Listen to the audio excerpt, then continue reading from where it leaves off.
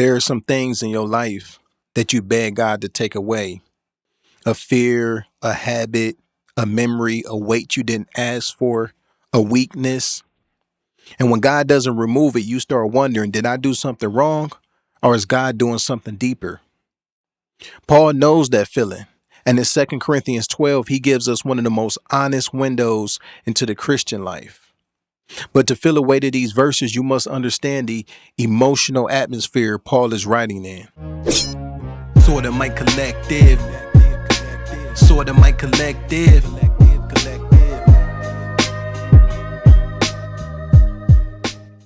Paul's second letter to the Corinthians is his most personal letter. He's not dealing with church scandals like he did in the first letter. And here he's defending his ministry. A group Paul sarcastically called super apostles had arrived in Corinth, and they were polished, charismatic, and impressive. You know, they bragged about visions and revelations and all their spiritual credentials. And to make themselves look better, of course, they attacked Paul. He's weak, he's unimpressive, he's a poor speaker, he suffers too much, so God must not be with him. And I'm sure we can resonate with that.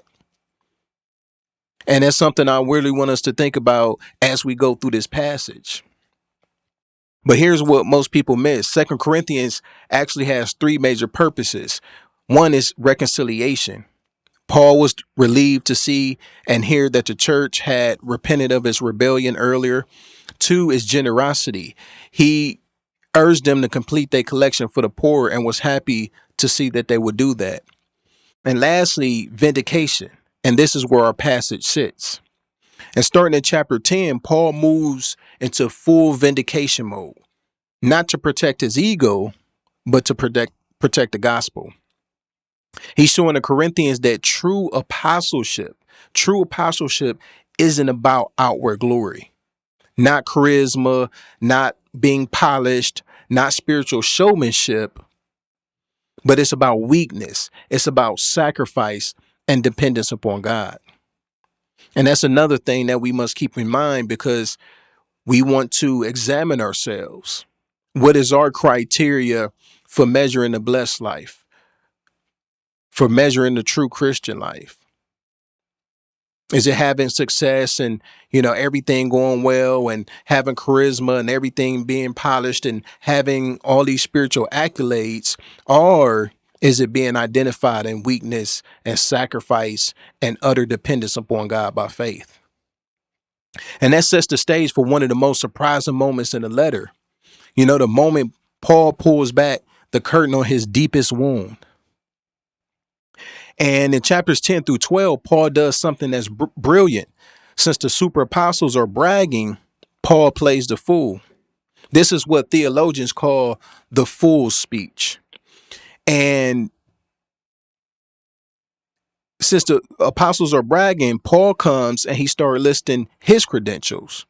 But instead of listing all these glorious things, he lists all his weaknesses. He lists his shipwrecks, his beatings, and his scars. Then he mentions a man caught up in the third heaven, and that's Paul himself. A vision so intense that he kept quiet about it for 14 years. Now think about it. He could have built a whole ministry and a whole brand around that moment, around that vision, but he didn't. And right after describing the highest spiritual experience of his life, Paul takes us to the lowest. And Paul says, let me go to the passage. In 2 Corinthians chapter 12, he says in verse 7, so to keep me from being too elated by the surpassing greatness of revelations, a thorn was given me in the flesh, a messenger of Satan to harass me, to keep me from being too elated or too prideful. And that's powerful, because the Greek word there is adothe, which the theologians call a divine passive. And what I mean by that is, in the Greek, the passive voice is often used to imply that God is the actor without directly naming him. And this shows us that this wasn't random. It wasn't bad luck. It wasn't something that Satan snuck past God. A thorn was given. It was allowed. It was permitted. It had purpose. And Paul never names it. And scholars, debated for centuries, and whether it was physical pain or psychological struggle, a chronic illness, or a spiritual oppression, or something of that nature. But Paul doesn't give us exactly what it is. And so it's believed that Paul leaves it vague on purpose, because the point wasn't what the thorn was, but it's what God did through it. And when we really think about this, what I call divine permission, or divine passive, this is not something that's new in the scriptures. And so we see the same thing, for example, with Joseph. We see everything that happened in Joseph's life with his brothers selling him into slavery and all that he went through. And in the end, Joseph said, "You meant it for evil, but God meant it for good."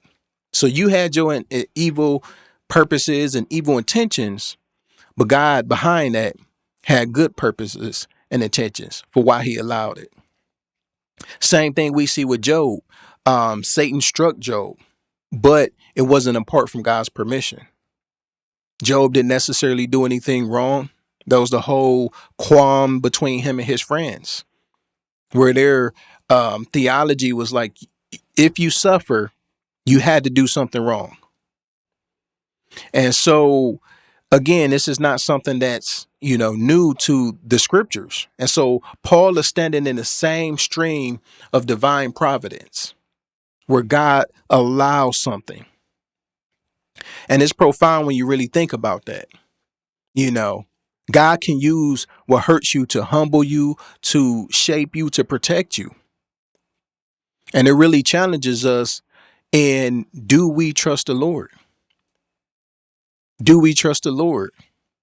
Do we believe what his word declares? That he's with us, that he's concerned about his glory and our good. We have passages like Romans 8:28, where all things work together for good to those who love God. But again, Paul doesn't just describe the thorn, he describes the pain of living with the thorn. So again, this is Paul's most personal letter. He's very transparent. Paul says the thorn was sent to torment me, and it did. And that Greek word that they use for torment literally means to strike with a fist, to beat, or some translations have it, to buffet. It's like literally being hit with fists. And it's in the present subjunctive, meaning it's repeated blows. It's ongoing. It's a relentless rhythm of pain. It's not something that's just dull, or it came and it went.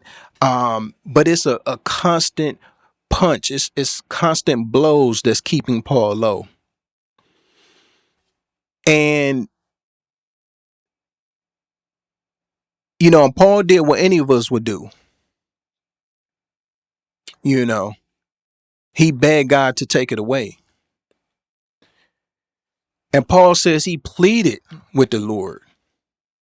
He pleaded with the Lord to take it away. This is the same Paul who healed the sick, cast out demons, raised the dead, but he couldn't pray away his own thorn. And that's humbling. That's real. That's Christianity without filters. How do you respond to that? And I'll be transparent with you. There was a season where I walked through depression, not just a bad day or a bad week, a season, multiple seasons. And aside from meditating upon the gospel and all that God has done for me, this is one of those passages that really held me together. To really believe that God is working in and through this. It didn't make sense. I didn't understand it. But I had to, like the psalmist, preach to myself. Why are you downcast on my soul? And it's a fight. It's a battle. And so again, it's not because God removed what hurt, but it's because he met me in it, like he did Paul. And it's easy as it is to say now, outside of that, God used those things to reinforce his word, to reinforce the reality of his promises. And that's exactly what God does for Paul. God finally answered Paul, not with removal. He says, my grace is sufficient for you. And the Greek word there is arche, arche. And it's in the present tense, which means my grace is enough. My grace keeps being enough. My grace will continue to be enough. It's a standard supply that never runs dry. Think about that. It never runs dry. And so again, God doesn't promise escape, but he promises endurance by grace. He doesn't promise strength, but even more, like he did to the Levites way back in the Old Testament. Everybody else had their allotments, and the Lord told the Levites, I'm your allotment. And that's what he does here. He doesn't, again, promise strength, but he promises himself. My grace is sufficient. My strength is made perfect in your weakness. But God doesn't stop there. He explained what he's doing through the weakness by grace. And that brings us to what I just stated, where God says, my power is made perfect in weakness. And the Greek word there is important too, which is teleta, and it means to reach a goal, to fulfill or bring to completion. And it's a present passive. And it's the Lord saying, my power is being brought to its intended goal in your weakness. And so again, all this is to say, God has a purpose. God is accomplishing something in our weaknesses. Weakness isn't good by itself. Weakness is good because of what God does through it. Weakness is the environment where God's power becomes fully visible. And that leads Paul to the radical conclusion, a very radical conclusion. Paul says, I want you to see it.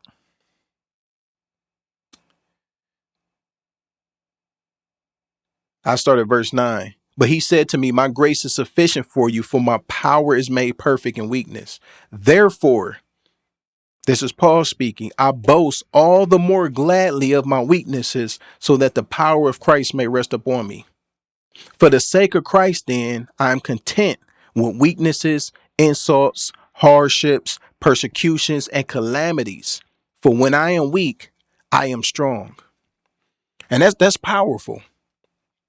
For Paul to say, I will boast all the more gladly of my weaknesses. That's wild. That's radical. When most of the time, again, as we go back to the beginning of the podcast, how many of us is praying to get rid of the weaknesses, the very thing God allows so that he can display his strength and his power. And we want to get rid of it. And even me speaking is humbling. It's humbling because it really shows what we think about God and what we believe about our God. And again, Paul is saying, I will boast all the more gladly of my weaknesses, not because weakness feel good, but because weakness reveals God. When you strong, people see you, but when you weak, people see him. That's what Paul said in the passage. He said, so for the sake of Christ, for the sake of Christ. Now, Paul shift from explanation to transformation, and this is where the passage becomes personal. And with that, I want to think on some things. I want to go to some what I call deeper reflections. And one of them is what I would call the theology of enough. The theology of enough. Grace isn't an emergency fund. Grace is an entire economy of the Christian life. It's the sum of the Christian life. We've been saved by grace. Romans 5, Paul tells us that we stand in grace. He goes on to tell us in Romans 6 that we no longer under law but under grace. And so the question is, where are you waiting for more before you obey? This is the theology of enough. Audit your I can't because list. I can't do this because, I can't do that because. Your weakness is the exact place God wants to pitch his tent. Your weakness is the exact place where God wants to manifest his power and his strength. And ultimately, for his glory and for your good, display his grace. 2 is the sovereignty of the thorn, is what I call it. The thorn is both a messenger of Satan and something given, specifically from the Lord. And so the question is, what if your thorn is actually protecting you from a greater danger? And what I mean by that is, Paul said that it was given to him to protect him from being elated, from being prideful. So what if yours is protecting you from pride or self-sufficiency or spiritual blindness? This is the sovereignty of the thorn where God has a purpose. We may or may not know. But do we trust him? Do we trust his providence? And so the practical aspect for this is, don't just pray for removal, but pray for revelation. And by revelation, I mean for understanding. Lord, why is this happening to me? Lord, why did you allow? Give me wisdom. The third thing I want to reflect on is the goal of perfection, the teletai, which is the Greek word. And perfect doesn't mean flawless, but it means purposeful. There's purpose there. And the question is, are you trying to fix your weaknesses or are you surrendering them? Invite God into a specific limitation and ask, how does your power look different here than if I were strong? And that's something that I really had to wrestle with and think through. How does your power look different here than if I were strong? Because I realize I do so many things in my own power, and I'm guilty of that. Many days I had to repent because I just get up and start my day and go about my business. So many things I again start and do in my own power. But how would that look different if I displayed my weaknesses in those areas?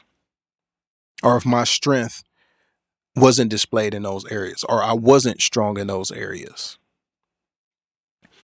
And the fourth thing is the tent of presence. Um, Paul says Christ's power rests on him, which literally means in the Greek, pitched a tent or pitches his tent. And so your weakness is the tent pole, and the thorn is the stake. God's presence is the covering. And so the question is, if your life were comfortable, would anyone see Christ or just you? And the practical aspect is, relate to others from your weakness, not your strength. Strength creates distance, whereas weakness creates shelter. Sometimes I wonder if that's why we, struggle in the modern day churches. Me speaking personally, it might not be anybody else's experience, but personally, sometimes I struggle with church for that very reason, because there's no transparency. You feel like you're the only one, even when I was going through depression and other rough seasons. And then you go to church and, you hear a powerful word and you go home and, again, you feel like you the only one. Like nobody else is going through this. Like nobody else has weaknesses. And so those are just a few aspects to think about, as go over this passage and read this passage and meditate on the passage. And I want to leave you with one final thought before I close. The super apostles offer a gospel of glory, of power, and polished success. But Paul offered a gospel of scars and thorns, but sufficient grace. You know, one leads to self worship, the other leads to Christ worship and Christ dependency. Which one are you building your life on? Which one are you building your life on? Is it to glorify self or is it to glorify Christ? And that brings us to the heart of the passage.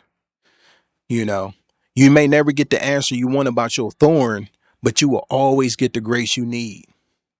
And sometimes the thing you've been begging God to remove is the very thing he's using to keep you close. It's the very thing he's using to reveal his grace to you, to reveal himself to you. Weakness isn't the end of the story. It's the place where God writes his best work. And so I pray that this touched you. Listen to it, read that passage, meditate on that passage. It's extremely powerful, humbling, and comforting in many times in this Christian life, in this Christian walk. But again, if that moved you, praise be to the Lord.